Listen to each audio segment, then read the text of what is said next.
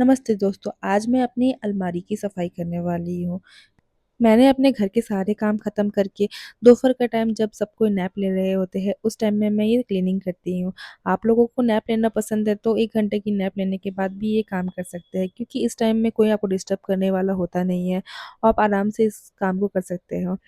हम अपने घर का हर कोना साफ करते हैं, फिर अलमारी को क्यों छोड़ें? अलमारी सिर्फ कपड़े रखने की जगह नहीं होती है, ये हमारे दिन की शुरुआत और मूड को सेट करने की वाली एक छोटी-सी दुनिया होती है। अगर ये साफ-सुथरी और ऑर्गनाइज़्ड हो तो दिन की शुरुआत ही सुकून से होती है।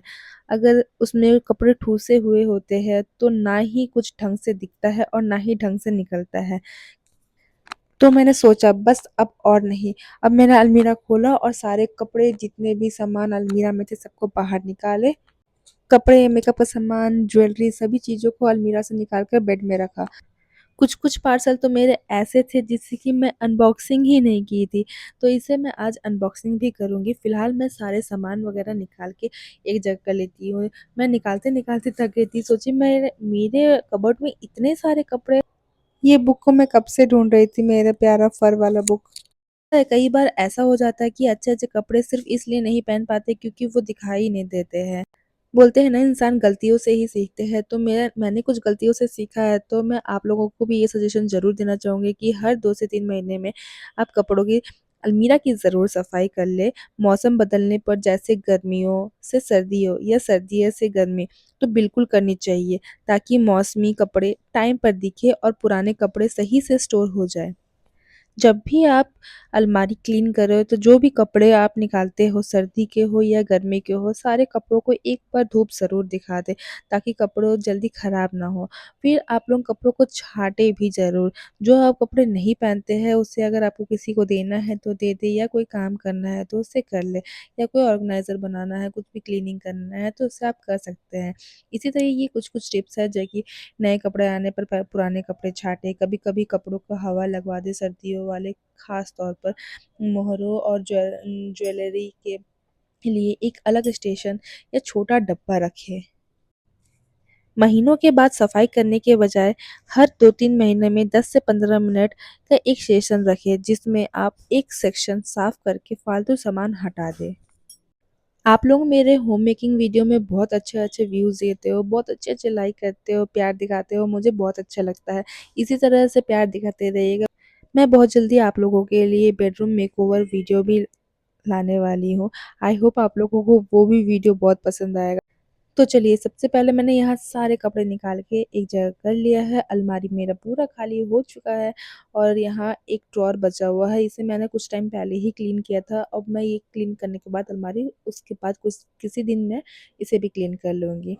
एक साथ क्लीन करना पॉसिबल नहीं है। सो मैं वुडन का अलमीरा को कॉलिन की सहायता से साफ़ कर रही हूँ। सबसे पहले मैं ये कॉटन का कपड़ा ले रही हूँ जिस पे मैं कॉलिन स्प्रे करके उससे मैं क्लीन कर रही हूँ, क्योंकि डायरेक्ट मैं कॉलिन स्प्रे करूँगी तो वुडन है तो उसपे पानी जाएगा तो उसमें रिएक्ट कर सकता है या फिर वो जल्दी ख़राब हो सकता है। लेकिन आप अगर एक कॉटन के कपड़े में कॉलिन स्प्रे करके डालते हैं तो वो कुछ ख़राब नहीं होते हैं जल्दी, वो बहुत लंबे टाइम तक चलते हैं।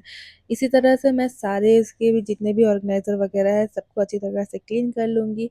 अगर आप कॉलिन से क्लीन नहीं करना चाहते हैं तो आप खुद का एक विनेगर बना सकते हैं घर में, जैसे कि आप एक गुनगुने पानी में थोड़ा-सा विनेगर ले लें या थोड़ा-सा सोडा ले लें। चाहे वो खाने का बेकिंग सोडा हो या फिर कपड़े धोने वाला सोडा हो, कोई भी सोडा लेकर आप उसे भी इस तरह से क्लीन कर सकते हैं। डायरेक्ट बस आप अलमीरा में वुडन वाला अलमीरा में मत डालिएगा ताकि उसमें सीलन वगैरह पड़ने की टेंशन रहती है, कपड़े ख़राब हो सकते हैं। और इसी तरह से क्लीन करने के बाद थोड़ा-सा आपको अलमीरा को खोल के छोड़ना होगा। इसे अंदर-बाहर से अच्छी तरह से क्लीन करके थोड़ी देर के लिए खोल के छोड़ दें। अब मैं बात करती हूँ इसके ऑर्गेनाइज़र की। मैंने इसके लिए ऑर्गेनाइज़र खुद से घर पे बनाया है। ज़रूरी नहीं है कि आप महँगे-महँगे ऑर्गेनाइज़र लें तभी आपके अलमीरा वग़ैरह ऑर्गेनाइज़ रह सकते हैं। मैंने प्रीसा के ये टॉय सेक्शन है जहाँ ये टॉयज़ रखती थी, उसका जो बॉक्सेस वग़ैरह है उसे अच्छे से धो से वॉश कर लिया है। पहले इसमें टॉयज़ रहता था लेकिन अब वो टॉय सब निकाल-निकाल के फेंक देती है। इसे धो के वॉश कर लिया था। अभी कोई काम का नहीं है तो मैंने इसका ऑर्गेनाइज़र बनाने का सोचा, तो इसे वॉश करने के बाद इसे अच्छी तरह से पोंछ लिया है।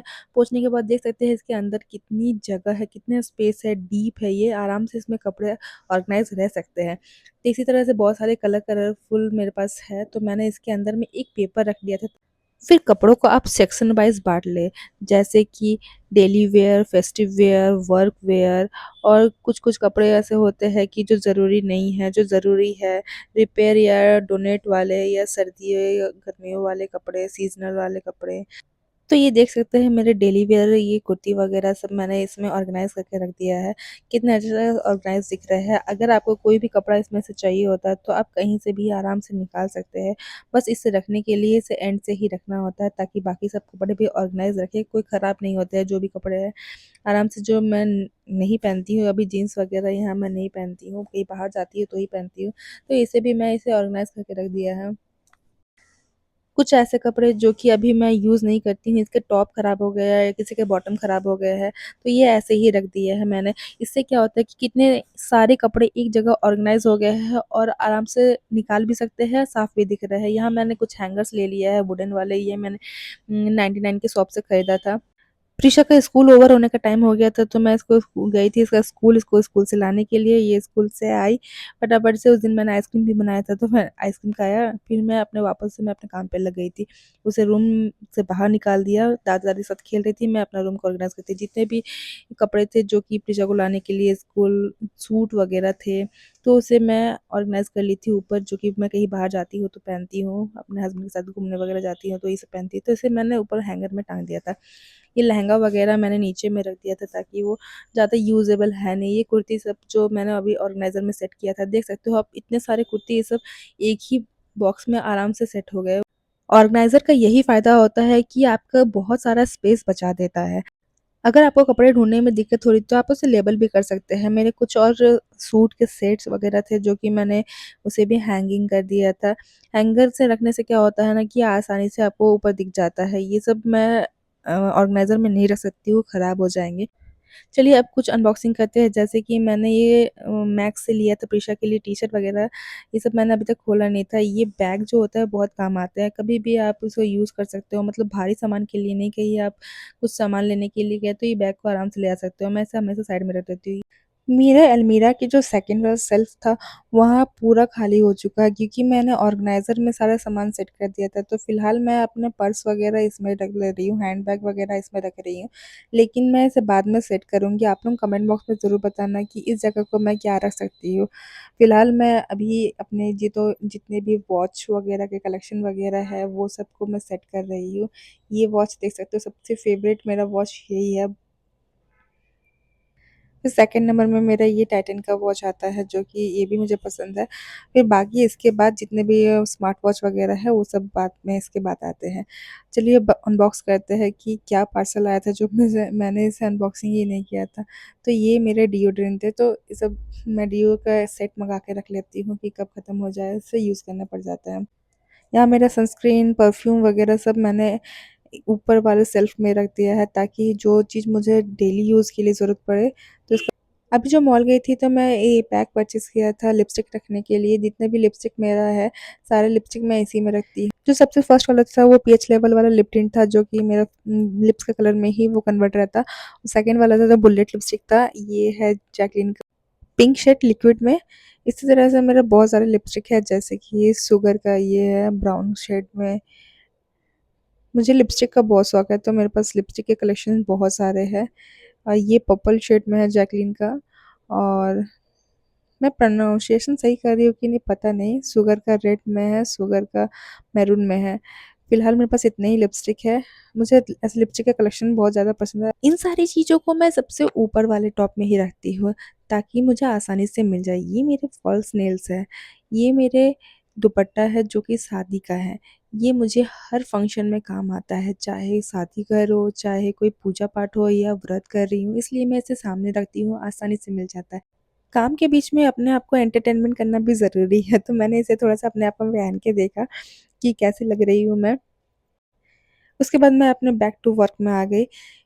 इसे अच्छे से तरह से फ़ोल्ड किया और इसे सामने वाले रैक में अच्छी तरीके से रख दिया ताकि इसे आसानी से मैं कभी भी ले सकूँ। आँखों के सामने रहने से इंसान को आसानी से सारी चीज़ें मिल जाती हैं। ये मेरे मेकअप के कुछ सामान हैं, जो कि छोटे-मोटे सामान हैं, इसे मैं ऊपर वाला टॉप में ही रखती हूँ। और कुछ मेरे नेल पेंट के कलेक्शन भी है, सारे ऊपर में रखती हूँ ताकि मुझे आसानी से मिल जाए। जैसे कि ये कुछ शेड्स हैं, मुझे वैसे तो नेल पेंट लगाना पसंद नहीं है। आप किस टाइप के हो? आपको नेल पेंट लगाना पसंद है या नहीं पसंद है? और अगर पसंद है तो डार्क या लाइट? मुझे तो बहुत ही लाइट कलर, लाइट शेड ही पसंद है, या फिर कोई फंक्शन में मैं रेड कलर का लगा लेती हूँ। ये सारे कुछ मेकअप रिमूवर, स्पा क्रीम, एड़ी में लगाने वाला, ये सब कुछ-कुछ मैं ऊपर में रख देती हूँ, क्योंकि इसे नीचे कहीं और ऑर्गनाइज़ नहीं कर सकती हूँ, और ये काम भी आता है सामने रहने से। ये मैंने अपने हस्बैंड के लिए टीरा से ऑर्डर किया था परफ्यूम।